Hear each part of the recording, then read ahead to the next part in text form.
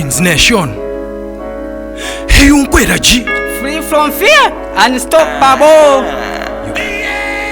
Makosana motivation, thanks for your modi. Mumaita tima kufila moti mukaika session ngati musasiye uya kumvesa chisoni I think ndo amasiye I am still ngakhale sine chisulo zigomela ngati yesta ndendili ngati zulo freestyle mandisaka ngati paki pa windows sindiika pa ndimangoika panchi mabazi ndi mamwanza kuposa pa boda iwe ndi bebe ukufunika pauda gemo yuma kampaka utuluka ukweche umapembaso ganyu kwa kadino mapoto ukweche iwe ndigule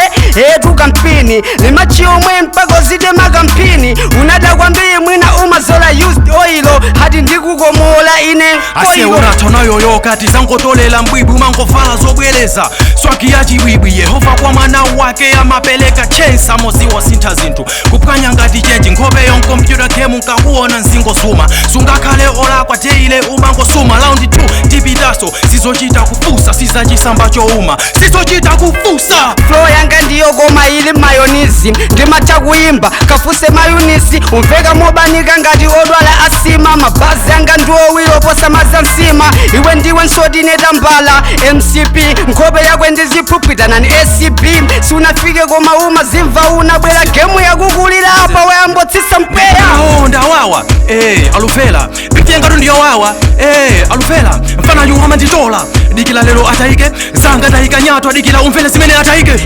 pkanga ukuoneka ngati chikhamu weka wachepatu bola mubwere chikhamu this is not a period mboni kumwezi I think sunga ndijoloka chalira kwa mwenzi amajasa masewela amajasa ndipulaka ona nidiso lakelo khala ngati wapulaka pkanga ukuoneka ngati sing'anga sunga ndije poti sukuyimba bosi nanga free from fear nthawi yozipo pa ochiyanga ilibe pampu mfana ndikuchumula ngati thayala pa bampu nthawi jana bwera akavala mazenera ati kumaza bebesa kwathu anazera okay bayanga imozi izipanga cost 4k race tandibwelekako 4k ulesi wa nyimbo mwa mwanayi mwino 4k in case yangazana mesindi na mutoke akuti mfana ndamubweteka kadino mpase bandage kuti ayimbe bowa madalira bandage wachepaso chimutu chake nchamadimpo I think nkhope ndamuphulisaso mapimpo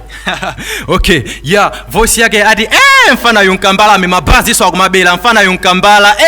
mfana yosa ndi chimphuno ngati makazi afuna ziba flow ya GD ndi makasi